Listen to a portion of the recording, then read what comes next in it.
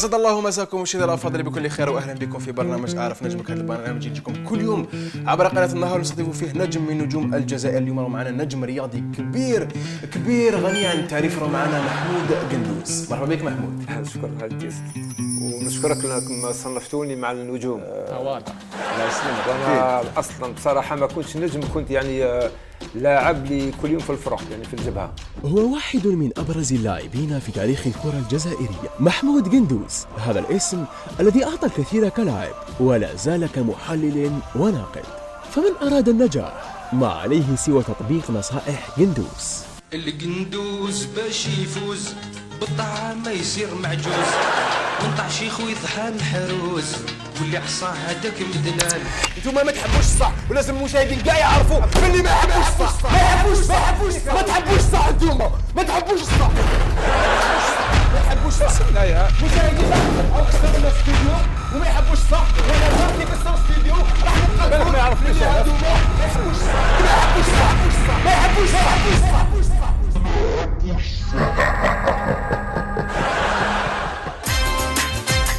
يعني احنا ماذا بينا نعرفوا كيفاش حتى بدا محمود قندوز المشوار تاعو. لكن على بالنا باللي محمود قندوز بدا في سينيور، ما بداش في المينيم ولا في القادي ولا في جينيور. انا بديت يعني كرة القدم صغير، ولكن رسميا بديت في حوالي 25 سنة وين بديت نلعب. وكنت نروح لاتحاد الحراش انا وزوج صحابي، كل يعني موسم نروحوا نجربوا ولكن ما يشوفوش فيا مليح، يعني كل يطردوني. التسجيل تاع الحلقة تاع اليوم بدا، والسي قندوز ادخل دايق خاطره وحكى حكايات حتى نعسنا ياسين وإسلام.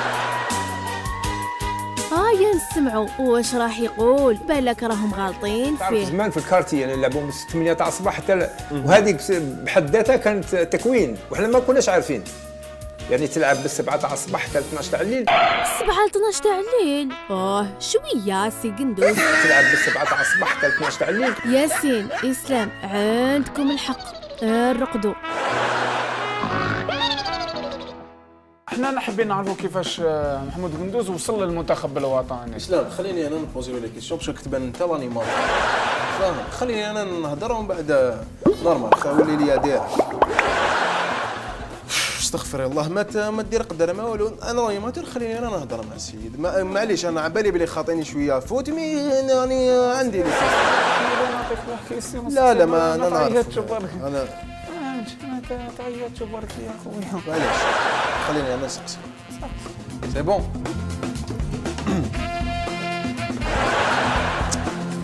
شخصية كيفاش حتى بين اليوم المشاكل بين إسلام وياسين بداو على البكري، والقندوز ما راهو فاهم والو.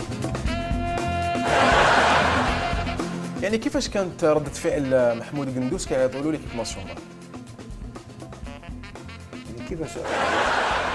كيفاش تلقيت اول دعوه للمنتخب الوطني، المره الاولى اللي لقاتك الدعوه للمنتخب الوطني؟ كيفاش كان الاحساس ديالك؟ على بالنا بصير باسكو حياتك كاع لو بيوت ديالك سيتي ليكيب ناسيونال، المنتخب الوطني اهلك. كيفاش كانت ردة الفعل ديالك؟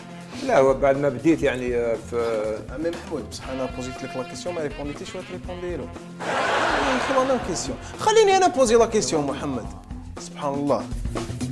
اليوم ياسين اللي راهو رايح يتقمص دور الصحفي القبيح باش يخرج لنا القندوز من رحمة ربي. كون يعطوك الفرصة تلعب معاك كاش ايكيب دركا مع من تلعب. يعني لو مثلا مازالني صغير ونلعب يعني مازالك صغير انت محمود قندوز على كل حال. هكذاك هذيك هي ليكيب اللي حاب تلعب معاها.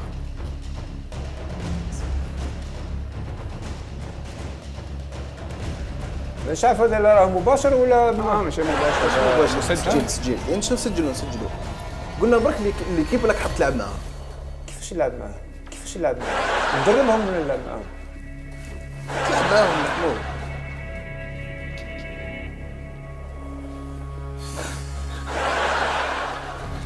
السيد عنده اكثر من 30 سنه اللي يعبز البالون. تضحك عليا؟ الاسئله ما شافك شي حاجه اللي محيرتني.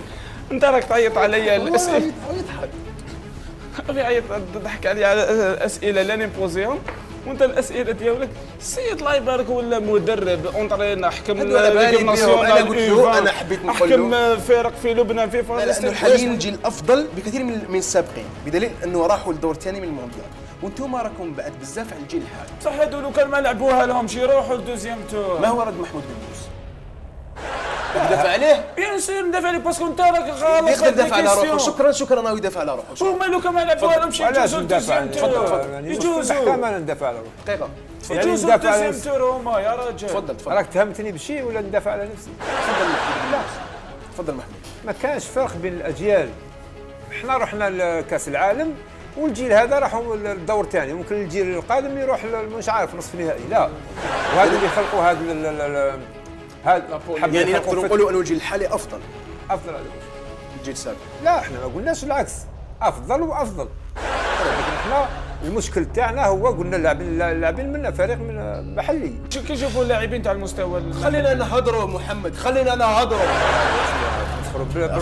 خلينا نكملوا محمود خلينا نكملوا محمود. يا محمود خلينا نكملوا. علاش راك دير هذا؟ اسكت علينا. صحافي يتكلم بهذا التاريخ انت. محمود خلينا نكملوا يرحم بابك. خلينا وقيل سي قندوز عنده الروح الرياضية وما يتقلقش كاع بسلامته. انا مش عارف الحصه هذه اللي مش منهاجي قال انت مش منهاجي، لكن مش من عارف تتكلم. لكنكم ما تحبوش الصح محمود، ما تحبوش الصح. ما تحبوا واحد اللي غير اللي يقول لكم راكم بيان راكم لا. ما تحبوش الصح. مورينيو، زيدان، محمود قندوز، سي با لا ميم شوز. احترم روحك راني نقول لك، فهمت؟ احترم روحك. انا محترمك محمود، وانا على بالي شكون بالك بعته. محمود قندوز انا مانيش مقعود، انا محترم نفسي. احترمنا نتايا وما تنحيش الميكرو محمود قندوز. خليني انا نهضر الله يسرك. تعرف تهدر نتايا، تعرف تهدر. ما يحبوش الحقيقه. مشاهدينا الكرام هادو ما يحبوش الحقيقه، هادو ما يحبوا نكذبوا عليهم، هادو ما يحبوا نكذبوا عليهم. مشاهدينا الكرام ما يحبوش الحقيقه، ما يحبوش واحد يقول الصح، يحبوا واحد اللي يضرب لهم الشتاء وهما راهم دايرين كثير، راهم يدوا في دراهم الشعب، راهم يدوا في دراهم الدوله، راهم يدوا في حقوقكم. لازم تنوضوا يا شعب، لازم تنوضوا. ما يحبوش الصح، هما ما يحبوش واحد يقول لهم فوالا واش كاين فوالا واش كاين. لازم غير يقول لهم راكم ما تحبوش الصح انتوما. مشاهدينا هادو ما يحبوش الصح، ما تحبوش الصح، ما تحبوش الصح انتوما ما تحبوش الصح. ولازم المشاهدين كاع يعرفوا باللي ما يحبوش الصح، ما يحبوش الصح، ما تحبوش الصح انتوما، ما تحبوش الصح. ما يحبوش الصح مشاهدينا، مازال نقول فيها ونبقى نقول فيها حتى نموت، وندافع عن العالم الجزائري وندافع عن الجزائر وندافع عن المنتخب الجزائري. ما تحبوش الصح، واحد ما بعد لي انتوما ما تحبوش الصح، ما تحبوش الصح، ما تحبوش الصح، ما تحبوش الصح. مشاهدينا او كسروا لنا الاستوديو وما يحبوش الصح، وانا هون كي كسروا الاستوديو راح نبقى نقول ما يعرفنيش ما يحبوش الصح. والله انا كومبليس معاه. يا ياسين هذا واش الاستوديو راح السي قندوز ولا يخاف ياسين مسكين دلو الرعب. حبيت نقول لك يا محمود قندوز بلي راك شارك في الكاميرا المخفيه.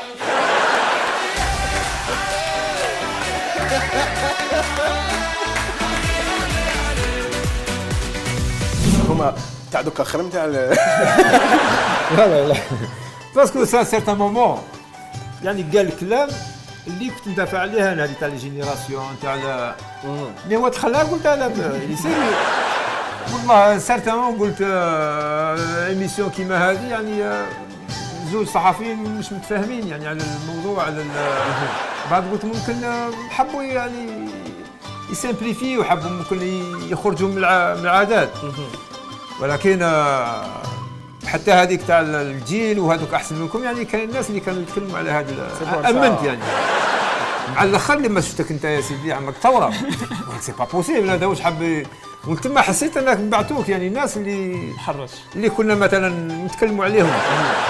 والله بالتوفيق ان شاء الله ورمضان كريم لكم وكل الجزائريين، وسامحني اذا خسرت لكم ولا يعني برك انيس رحماني اذا يسمح لي برك كسرت له الاستوديو وهذه يعني سامحنا انت طاكليتو هذاك. السي قندوز اسمح لنا بزاف انت طاكليت لنا استوديو وياسين ماركالك ضربة جزاء في الدقائق الأخيرة. صحة فطوركم وإن شاء الله رمضان كريم. المشاهدين كاع يعرفوا باللي ما يحبوش الصح.